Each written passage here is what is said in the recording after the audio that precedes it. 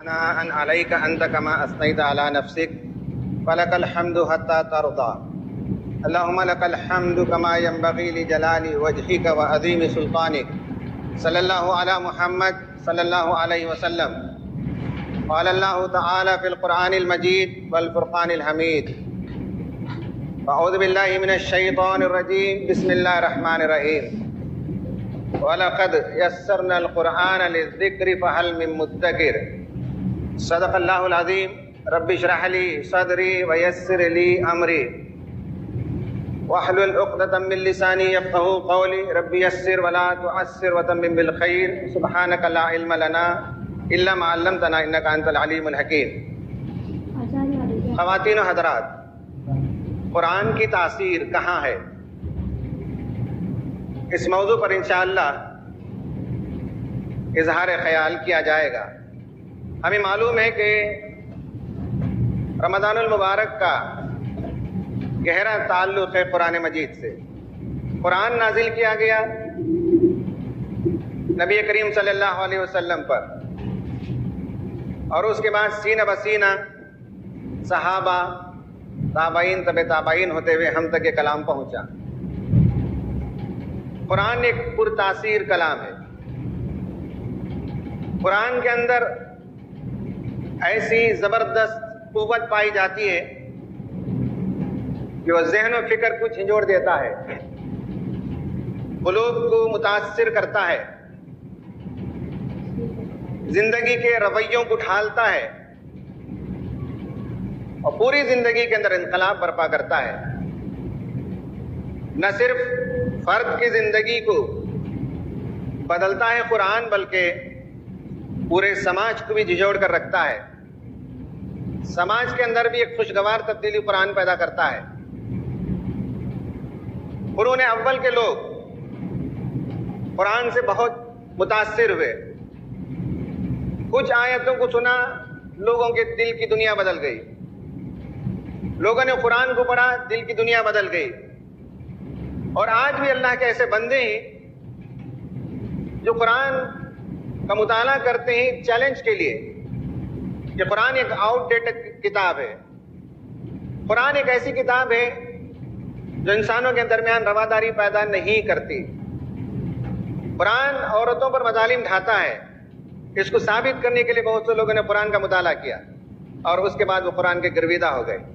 قرآن نے ان کو کیپچر کر لیا، ان کا دل بدل گیا. وہ تو چیلنج کی حیثیت سے قرآن کا مطالعہ کیا. نعوذ باللہ قرآن کو غلط ثابت کرنے کے لیے، قرآنی تعلیمات کو انسانیت کے لیے مضر ثابت کرنے کے لیے مطالعہ کیا. آج بھی دنیا میں ایسے بہت سے لوگ ہیں جو اس حیثیت سے قرآن کی طرف رجوع ہوتے ہیں، لیکن قرآن ان کو بدل دیتا ہے. قرآن کے اندر ایسی زبردست تاثیر پائی جاتی ہے، قرآن کے اندر ایسی زبردست کشش پائی جاتی ہے. قرآن دلوں کو موہ لیتا ہے. سوال یہ ہے کہ ہم بھی قرآن پڑھتے ہیں لیکن اس سے متاثر کیوں نہیں ہوتے؟ ہماری زندگیوں کے اندر وہ انقلاب کیوں برپا نہیں ہوتا؟ قرآن سے وہ والہانہ محبت اور شغف ہمارے اندر کیوں پیدا نہیں ہوتا؟ ہماری زندگیوں کے اندر قرآن متاثر کیوں پیدا نہیں کرتا؟ ایک بہت بڑا سوال ہے. اور آج امت مسلمہ کی ذبح حالی کے اسباب میں ایک سبب یہ بھی بتایا جاتا ہے کہ ہماری قرآن سے دوری ہے. قرآن بس ہم ثواب کے لیے پڑھ لیتے ہیں، دکان و مکان کے افتتاح کے لیے پڑھ لیتے ہیں، کسی کی موت کا وقت آئے یا کسی کی تدفین کے بعد ثواب کے لیے ہم پڑھ لیتے ہیں، یا جھاڑ پھونک کے لیے پڑھ لیا کرتے ہیں. مجھے اس میں ذرا برابر شک و شبہ نہیں کہ قرآن خیر و برکت والی کتاب ہے، اور جب بھی پڑھیں گے اور جہاں بھی پڑھیں گے اور جس مقصد کے لیے بھی پڑھیں گے، قرآن اپنے اندر فائدہ رکھتا ہے. قرآن جیسا کلام جو قلوب کو فتح کرتا ہے، اذہان کو فتح کرتا ہے، سماج کو فتح کرتا ہے، انسانیت کو فتح کرتا ہے، ممالک کو فتح کرتا ہے، اس قرآن کو ہم رکھتے ہوئے تو اسے چھوٹے چھوٹے فائدے لیں. فائدوں سے انکار نہیں ہے، لیکن اصل کس مقصد کے لیے آیا؟ یہ بہت بڑا سوال ہے. اس سوال کا جواب 3 نقطوں میں آپ کو دوں گا. پہلی بات تو یہ کہ قرآن مجید کی زبان سے ہم بہت دور ہو گئے. اس کی جو لٹریری بیوٹی ہے وہ خود لوگوں کو کھینچ لیتی ہے. اس کے اندر جو حسن پایا جاتا ہے، صوتی حسن پایا جاتا ہے، صوتی آہنگ پایا جاتا ہے، میلوڈی، غنا، ترنم، یہ ساری چیزیں قرآن کے اندر جو پائی جاتی ہیں، اس بیوٹی سے ہم آج فائدہ نہیں اٹھا پاتے, ہم اسے اپریشیٹ نہیں کر پاتے. قرآن اپنے زبان کے لحاظ سے بھی ایک اعلیٰ اور برتر کلام ہے, اور لوگوں کو متاثر کیا ہے اپنی زبان سے بھی. اس پر گھنٹوں گفتگو کی جا سکتی ہے, اس پر ہزارہ صفحات علماء نے لکھے ہیں کہ قرآن اپنی زبان سے لوگوں کو کیسے متاثر کرتا ہے. اس کی 2-3 مثالیں میں آپ کی دلچسپی کے لیے بتاتا ہوں, آگے جا کر آپ مزید مطالعہ کیجیے. قرآن میں مختلف صورتوں میں فواصل مختلف ہیں. فواصل کہتے ہیں جیسے ہم شاعری میں قافیہ اور ردیف کہتے ہیں, جس پر بات ختم ہوتی ہے. الرحمن علم القرآن خلق الانسان علمہ البیان, یہ جو بیان نون پر جو بات ختم ہوتی ہے اسے ہم فواصل کہتے ہیں. سورہ رحمان آپ پڑھیے, کانوں میں رز کھولتی ہے. سورہ رحمان پڑھنے سے سرور و انبساط کی کیفیت ہوتی ہے. آسمان, زمین, کائنات سب کا مطالعہ ہو جاتا ہے. جنت کی خوبصورت وادیوں سے قرآن لے کر گزرتا ہے. نہریں بہتی ہوئی نظر آتی ہیں, فوارے چشمے پھوٹ پڑتے ہیں, بہترین حوریں بیٹھی ہوئی ہیں, اور سایہ فگن, مطلب یہ ہے کہ جنت کی جو ڈالیاں ہیں وہ ہم پر سایہ فگن ہیں, سایہ کر رہی ہیں, اور اس کے بیچ میں بیٹھے ہوئے ہیں. قرآن کی یہ صورت کا مطالعہ کرتے ہیں تو لگتا ہے کہ غیبی ہاتھ کا ایک ملائم چھون ہے جو ہم پر ہوتا ہے, اور روح کو بڑی تسکین ہوتی ہے جب ہم اس طرح کی صورتوں کو پڑھتے ہیں. الرحمن علم القرآن میں بہت بیوٹی ہے, بہت حسن ہے, بڑی تاثیر ہے. پڑھنے سے اس کے اندر بڑی نغمگی پیدا ہوتی ہے. اس کے بالمقابل آپ سورہ قمر پڑھ کے دیکھیے. سورہ قمر پڑھیں گے, اقتربت الساعۃ وانشق القمر کأنہم جراد منتشر علی ذات الواح ودسر وَلَقَدْ يَسَّرْنَا الْقُرْآنَ لِلذِّكْرِ فَهَلْ مِن مُدَّكِرٍ وَكَيْفَ كَانَ عَذَابِي وَالنُّذُرِ. آپ دیکھیے دھر دھر دھر دھر کی ساؤنڈ ہے اس پوری سورت کے اندر. کیوں؟ اس لیے کہ یہ سورت وارننگ کی سورت ہے. اس سورت کے اندر ایک ایک قوموں نے جو اپنے نبیوں کے ساتھ کھلواڑ کیا, ان کی تعلیمات کا مذاق اڑایا, اور ان کی مخالفت کی, مقاسمت کی, معاندانہ رویہ اختیار کیا, اللہ تبارک و تعالیٰ نے ان قوموں کو نیست و نابود کر دیا, اٹھا کر پٹخ دیا. ان پر جو عذاب آیا اس عذاب کی کیفیت کے لیے کوئی نرم ملائم الفاظ کی ضرورت نہیں ہے. اس مناظر کے بیان کے لیے یہی سب سے موضوع ترین فواصل تھے جس میں دھر دھر دھر کی کیفیت ہوتی ہے. اور یہ سورت کی پہلی آیت سے لے کر آخر میں اند ملیک مقتدر تک یہ دھر دھر دھر والی جو اوزان ہے اور جو آواز ہے, اس آواز سے طبیعت کے اندر ایک تقدر پیدا ہوتا ہے, ڈر کی کیفیت پیدا ہوتی ہے. اور قرآن وہی چاہتا ہے کہ لوگ ڈریں, لوگوں کے اندر انذار کی کیفیت پیدا ہو, لوگوں کے دل نرم ہو. خدا نے جس طرح سے قوموں کو اٹھا کر پٹخ دیا, عذاب میں مبتلا کیا, یہ کیفیت پیدا کرنے کے لیے قرآن خود اپنی زبان کے اندر ایسی تاثیر پیدا کر دیتا ہے. لیکن افسوس ہے کہ ہم ان چیزوں کو ہم محسوس نہیں کر پاتے. قیامت ایک بہت بڑی چیز ہے, کوئی معمولی چیز نہیں ہے. اس کے لیے قرآن نے جتنے الفاظ استعمال کیے, سخت ترین الفاظ استعمال کیے جس کے پروننسیشن میں مشکل ہو. حلق کے حروف ہوتے ہیں, القاریہ, الصاخہ, الطامۃ الکبریٰ, الغاشیہ, سب الفاظ ایسے ہی ہیں. قیامت کے لیے کوئی نرم ملائم حسین الفاظ کا جوڑ وہاں استعمال نہیں کیا گیا. قیامت کے لیے وہی الفاظ موضوع ترین ہیں جس سے طبیعت کے اندر کپ کپی طاری ہو جائے, دل لرز جائیں اور دہل جائیں. ایسے ہی الفاظ کو قرآن نے استعمال کیا. قرآن نے زبان ایسی استعمال کی کہ قربان جائیے کہ تا قیامت اس کے اندر معنی کا ایک سمندر ہے جو ابل پڑتا ہے, معنی کی ایک دنیا ہے جو ایک ایک لفظ کے اندر پوشیدہ ہے. یہ ہے اس کی زبان کے اندر تاثیر. قرآن میں ایک جگہ کہا نون والقلم وما یسطرون, نون قسم ہے قلم کی اور اس چیز کی جو وہ لکھتے ہیں. سب ترجمہ یہی ہے. لکھنے کے لیے تو آنا تھا وما یکتبون, نون والقلم وما یکتبون ہونا تھا. اس لیے کہ سب ترجمہ میں یہی ہے کہ قسم ہے قلم کی اور قسم ہے اس چیز کی جو لکھتے ہیں. یکتبون ہونا چاہیے تھا, یسترون کیوں استعمال کیا گیا؟ غور کریں گے تو پتا چلتا ہے کہ اس زمانے میں تو لکھنے کا کام لائن سے نہیں ہوتا تھا, سطروں پر نہیں. لیکن آج آپ کا ڈاٹ میٹرکس پرنٹر آپ لے لیں, انک جیٹ پرنٹر لے لیجئے آپ, یا لیزر پرنٹر لے لیجئے, کوئی بھی پرنٹر لے لیجئے. لکھتا کیسے ہے پرنٹر؟ ٹر ٹر ٹر سے لائن کھینچتا چلا جاتا ہے اور پورا صفحہ آپ کے سامنے آ جاتا ہے.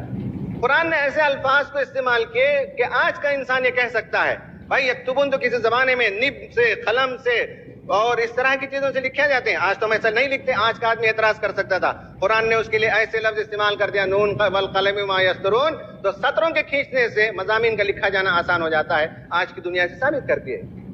قرآن نے کہا زمین کو اس نے بنایا. اور والارض وما دحاہا, قرآن نے کہا دحاہا کا لفظ استعمال کیا. وہاں یہ معنی ہے دحیہ, شتر مرغ کے انڈے کے لیے کہتے ہیں. زمین فٹ بال کی طرح گول نہیں ہے, اسفیریکل نہیں ہے, ایلپٹیکل ہے. ایلپٹیکل کا ورڈ سمجھانا عرب کے لوگوں کے لیے مشکل تھا, جیومیٹری نہیں جانتے تھے. خود ہم میں سے بہت سے لوگ نہیں جانیں گے ان چیزوں کو. ایلپس کیا ہوتا ہے, جس کا ایک ایکسس بڑا ہوتا ہے, ایک ایکسس چھوٹا ہوتا ہے. مرغی کا انڈا جو ہے, شتر مرغ کا انڈا, وہ انسان کو سمجھ میں آتا ہے, وہ گول نہیں ہے, وہ اسفیریکل نہیں ہے. تو قرآن نے بتایا کہ زمین کو ہم نے دحیہ کی طرح بنایا. بہت ہی شاندار لفظ استعمال کر دیا قرآن نے. اس زمانے کے لوگوں نے جو سمجھا, لیکن آج کا انسان تو سمجھتا ہے کہ زمین جو ہے وہ اسفیریکل نہیں بلکہ وہ ایلپٹیکل ہے. اس کو سمجھانے کے لیے یہ لفظ استعمال کیا قرآن نے. قرآن ایسے الفاظ کیسے استعمال کرتا ہے جس سے نت نئے زمانے میں نت نئے چیلنجز کے اندر بھی اس کے اندر ایک نیا مفہوم نکلتا ہے. یہ ہے قرآن کی زبان. اس پر بہت کچھ بیان کیا جا سکتا ہے. صرف میں نے دلچسپی کے لیے, ٹریگر کرنے کے لیے اس شوق کو میں نے 2-3 باتیں بتائیں کہ قرآن کس طرح سے زبان سے لوگوں کو کھینچ لیتا ہے, کیسی شاندار زبان وہ استعمال کرتا ہے.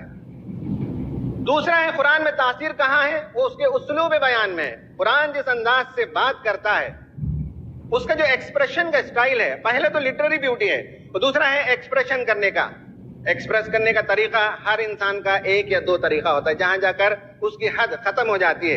علامہ اقبال کو پڑھیں گے تو ان کا ایکسپریشن کا ایک انداز ہے جو آپ سمجھ لے سکتے ہیں. اگر آپ زیادہ مطالعہ کر لیں گے تو ان کا ایک 2-4 انداز آپ سمجھ لے سکتے ہیں. سید قطب شہید کو آپ پڑھیں گے تو آپ کو اندازہ ہو جائے گا کہ ہر آیت میں جو چیز وہ نکالیں گے, چونکہ ان کے رسائی حد یا ان کا جو لمٹ ہے سوچنے کا, وہ کہاں جا کر ختم ہوتا ہے. ہر آتھر کے ساتھ یہی ہے. لیکن اللہ تعالیٰ جو آتھر ہے قرآن مجید کا, اس کے پاس ایسا کوئی لمیٹیشن نہیں. وہ نت نئے اسلوب میں اپنی بات کو بیان کرتا ہے. الف لام میم جیسے حروف مقطعات ہے, ہم نے یہاں دوسری رات رمضان میں ہم نے بتایا کہ حروف مقطعات کے اندر کیا زبردست جو ہے معنی پوشیدہ ہے, کیسا وہ قرآن کا ایک چیلنج ہے. اور جو صورت بھی حروف مقطعات سے شروع ہوتی ہے اس میں قرآن کا چیلنج ہے, رسول کا چیلنج ہے. یہ قرآن غالب آئے گا, رسول غالب آئیں گے, اسلام غالب آئے گا. اگر ہو سکے تو روک کر دیکھو, اگر ہو سکے تو قرآن جیسا کلام بنا کر لے آؤ. تم سے ممکن نہیں ہے, یہ نہیں کر سکتے ہو. ایک حروف مقطعات یہ اسلوب ہے قرآن کا. قرآن کے بہت سے اسلوب میں ایک مثال تمثیل سے قرآن بات کرتا ہے. فَمَثَلُهُ كَمَثَلِ الْكَلْبِ إِن تَحْمِلْ عَلَيْهِ يَلْهَثْ أَوْ تَتْرُكْهُ يَلْهَثْ. جو بندہ نفس پرست ہے, جو بندہ صرف اپنے پیٹ کے لیے جیتا ہے, جن کی زندگیوں کا کوئی اعلیٰ اور عرفہ مقصد نہیں ہے, جو بہت چھوٹے ہوتے ہیں, زمین کی طرف جھکے رہتے ہیں. اللہ نے کہا کہ ان کی مثال کتے کی سی ہے. کتے اور ان میں کیا فرق ہے؟ کتا بھی تو وہ ہے کہ زمین کی طرف جھکے ہوئے چلتے رہتا ہے. ان تحمل علیہ الحس, اسے ڈانٹو پھٹکارو تب بھی اس کی زبان لٹکتی رہتی ہے. اسے پیار کرو, اسے چھوڑ دو تب بھی اس کی زبان لٹکتی رہتی ہے. اس کی زبان سے رال ٹپکتی رہتی ہے, اور ہر وقت اس کی زبان کا لٹکنا اور رال کا ٹپکنا اس بات کی گواہی دیتا ہے کہ یہ بندہ پیٹ کا بندہ ہے. یہ دنیا کو اپنے پیٹ سے دیکھتا ہے اور جنس سے دیکھتا ہے. کتے کی مثال اللہ تعالیٰ نے بیان کی اور بتایا کہ جو انسان کو اعلیٰ اور عرفہ بنایا, اللہ تعالیٰ نے اشرف بنایا. وَلَوْ شِئْنَا لَرَفَعْنَاهُ بِهَا, ہم چاہتے تھے کہ قرآن کی آیتوں سے لوگوں کو بلند کریں, اٹھائیں. وَلَكِنَّهُ أَخْلَدَ إِلَى الْأَرْضِ, لیکن حال یہ کہ لوگ زمین کی طرف جھکتے چلے گئے. ان کی مثال کتے کی سی. قرآن نے ایک مثال دے دی, ہر انسان غور کر سکتا ہے. لعلہم یتفکرون, ہم یہ مثالیں اس لیے دیتے ہیں تاکہ لوگ اپنی حالت پر غور کریں کہ کہیں میں بھی تو پیٹ کا بندہ نہیں ہوں, کہیں میں بھی تو صرف جو ہے جنس کا بندہ بن کر نہیں رہ گیا ہوں, کہیں میں نے بھی زندگی کے وہ اعلیٰ قدروں کو چھوڑ تو نہیں دیا ہے, میری زندگی کا بھی کوئی مقصد نہیں ہے, میں بھی ایک پرپز لیس لائف گزارتا ہوں. یہ سوچنے پر انسان کو مجبور کرتا ہے. یہ مثالیں قرآن کی. قرآن تشبیہ دیتا ہے, سملی. وَلَهُ الْجَوَارِ الْمُنشَآتُ فِي الْبَحْرِ كَالْأَعْلَامِ, سمندر میں اونچے اونچے جہاز اسی کے لیے ہیں, جب چلتے ہیں تو لگتا ہے کہ سمندر میں پہاڑ ہی جو اٹھ کر کھڑے ہوئے ہیں. تمثیل اللہ تعالیٰ نے بیان کی کہ پہاڑوں کی طرح جیسے زمین میں پہاڑ نمایاں ہیں, بلند ہیں, اونچے ہیں, دور سے نظر آتے ہیں. کشتیاں بھی اتنی بڑی بڑی ہیں, لگتا ہے کہ سمندر پر پہاڑ ہیں جو بنا دیے گئے. یہ اس کی تشبیہ ہے, تمثیل ہے. قرآن کے ایک ایک انداز, ایک ایک اسلوب پر بات کی جا سکتی ہے. قرآن بات کرتے رہتا ہے, اچانک ایک آیت آ جاتی ہے, آدمی سوچتا ہے کہ یہ تو بے ربط آیت آ گئی, لیکن غور کریں گے تو پیچھے جائیں گے, جسے ہم عود علی البدا, گفتگو جہاں سے شروع ہوئی کہیں اور موضوعات پہ لے کر جائے گا قرآن. کبھی کبھی 10 رکوع تک آپ کو لے جائے گا, 10 رکوع کے بعد پلٹا کر اسی موضوع پر لائے گا جو 10 رکوع پہلے اس نے بیان کیا تھا, پورے کو مربوط کر دیتا ہے. ایک پڑھنے والا قاری ہو سکتا ہے کہ ذہن میں بھٹک جائے اور کہیں اور نکل جائے، قرآن اس کو لاتا ہے، پھر سمیٹتا ہے اور اسے سینڈوچ کر دیتا ہے۔ نماز کا اہتمام کرو، حفاظت کرو، اور بالخصوص عصر کی نماز کا اہتمام۔ یہاں آپ دیکھیں گے طلاق کے مسائل، خلا کے مسائل، دودھ پلانے کے مسائل، عدت کے مسائل، شادی بیاہ کے مسائل قرآن بیان کرتا ہے، اچانک یہ آیت آتی ہے، آدمی سوچنے پر مجبور ہوتا ہے، تو پھر پلٹ کر جاتے ہیں تو آیت البر میں یہ کہا گیا کہ نمازوں کو قائم کرو، وہاں سے شریعت کے احکام شروع ہوئے اور شریعت کا حکم ختم ہوا، نمازوں کی حفاظت کرو۔ اب آدمی کو سمجھ میں آتا ہے کہ شریعت پر عمل کرنے کے لیے نماز کے بغیر یہ ممکن نہیں ہے۔ نماز کی جسے پابندی ہے، جس کے اندر مداومت ہے، جو نماز کا عادی ہے، اسے شریعت پر عمل کرنا آسان ہے۔ جس نے نماز کو ہلکا کر دیا، جس نے نماز کا استخفاف کیا، جس نے نماز کو ترک کر دیا، اس کے لیے شریعت ایک گراں بار بوجھ ہے، بہت ہی مشکل چیز ہے۔ تو قرآن جو ہے ایک موضوع شروع کیا، کئی باتیں کرتا ہے، پھر آخر میں 10 رکوع 11 رکوع کے بعد پھر وہ اسی آیت کو لے آتا ہے۔ لگتا ہے عود علی البدا، جس سے شروع ہوا اسی پر واپس لانا ایک مقرر کا بڑا کمال ہے۔ قرآن کتنے الگ الگ اسلوب میں بات کرتا ہے، اس کا شاندار انداز ہے، اس کے اسالیب بھی بہت شاندار ہیں، ایک سے ایک اس کے اندر آپ دیکھ سکتے ہیں۔ کبھی انسان مایوس ہو جاتا ہے، غمزدہ ہو جاتا ہے، حالات سے مایوس جب ہوتا ہے تو ڈپریشن کی طرف جا سکتا ہے۔ مایوسی انسان کو ڈپریشن کی طرف لے جاتی ہے۔ سیڈنس آئے اور چلا جائے کوئی بات نہیں ہے، لیکن سیڈنس کو انسان پالنے لگتا ہے دل میں، تو وہ سیڈنس، وہ غم، وہ اندو انسان کو ڈپریشن میں مبتلا کرتا ہے۔ اس کا طریقہ قرآن کہتا ہے، ایک لنگوسٹک بیوٹی ہے اس کی۔ رسول صلی اللہ علیہ وسلم پر وحی آنا کچھ دنوں کے لیے بند ہو گئی، آپ کو بڑی بے قراری تھی، آپ کو بڑا اضطراب تھا، بار بار تمنا تھی کہ کاش وحی آئے، لیکن اللہ تعالیٰ کو معلوم ہے مصلحت۔ شروعات میں وحی تھوڑی تھوڑی دی جاتی ہے، لقمہ لقمہ جیسے بچوں کو ہم کھلاتے ہیں، بچپن میں تو یہی کیا جاتا ہے، گھونٹ گھونٹ پانی پلایا جاتا ہے۔ جب آدمی بڑا ہو جائے تو جیسے چاہے کھا لے، جیسے چاہے پانی پی لے، لیکن شروعات میں تو ایسی ہی۔ تو اللہ تعالیٰ نے بھی یہی مصلحت سمجھی کہ رسول اللہ کو چھوٹی چھوٹی خوراک دی جائے وحی کی، زیادہ زیادہ خوراک نہ دی جائے۔ رک گئی وحی آنی تو رسول صلی اللہ علیہ وسلم مضطرب تھے۔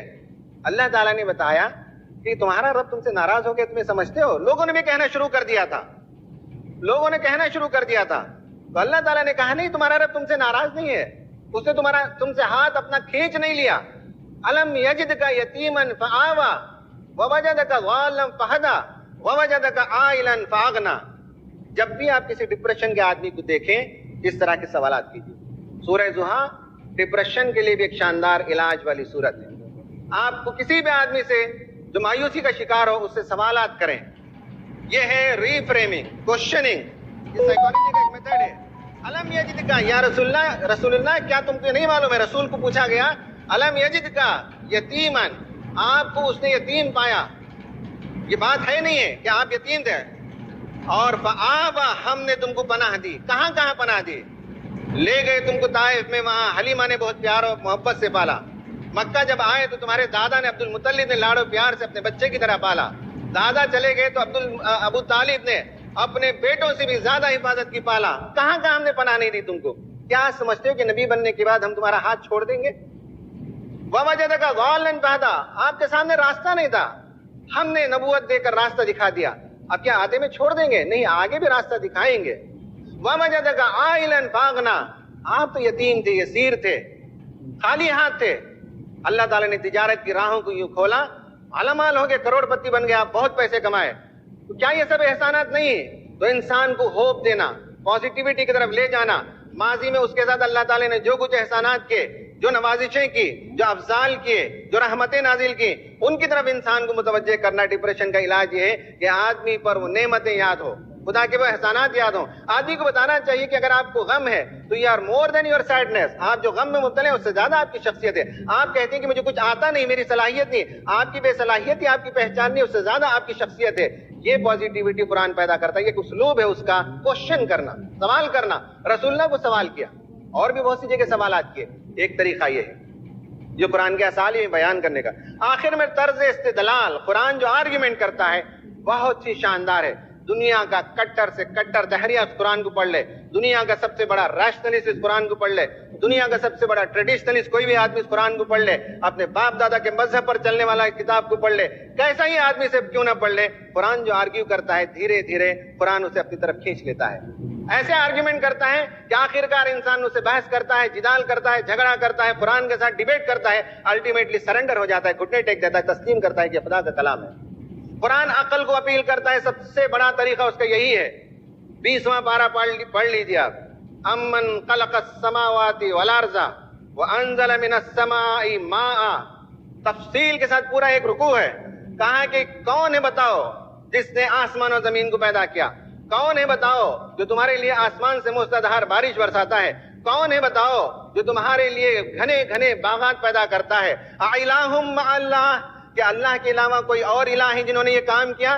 قلیلا ما تذکرون قلیلا ما تشکرون, قلیلا اس طرح سے قرآن کہتا ہے. کم ہی تم سوچتے ہو, کم تم شکر گزار ہو, کم تم عقل سے کام لیتے ہو. قرآن پوچھتے ہیں امن یجیب المضطر اذا دعا, گلے مضطر بے قرار ہو کر جب دعا انسان کرتا ہے, کون ہے جو تمہاری دعا کو سنتا ہے؟ کون ہے جو تمہارے نسل انسانی کو چلاتا ہے؟ کون ہے جو تمہیں اندھیرے میں جب بیابان اور صحرا میں ہو یا سمندر میں ہو تمہارے لیے رہنمائی کا سامان اور نور کون پیدا کرتا ہے؟ عقل کو اپیل کرتا ہے قرآن, ایک ایک سوال کرتا ہے, ہر انسان جواب دے سکتا ہے. صحرا کا آدمی کے لیے بھی اس میں جواب ہے, سمندر میں سفر کرنے والے آدمی کے لیے بھی اس میں جواب ہے, بہترین فرٹائل زمین میں رہنے والے کے لیے بھی اس سوالات کے جواب ہیں, دل مضطر و بے قرار جو انسان ہوتا ہے اس کے سوالات کا بھی اس میں جواب ہے. عقل کو اپیل کرتا ہے قرآن, یہ اس کا طرز استدلال ہے. دس از دا وے آف آرگیومنٹ. قرآن جو آرگیو کرتا ہے, بحث کرتا ہے, وہ عقل کو اپیل کرتا ہے.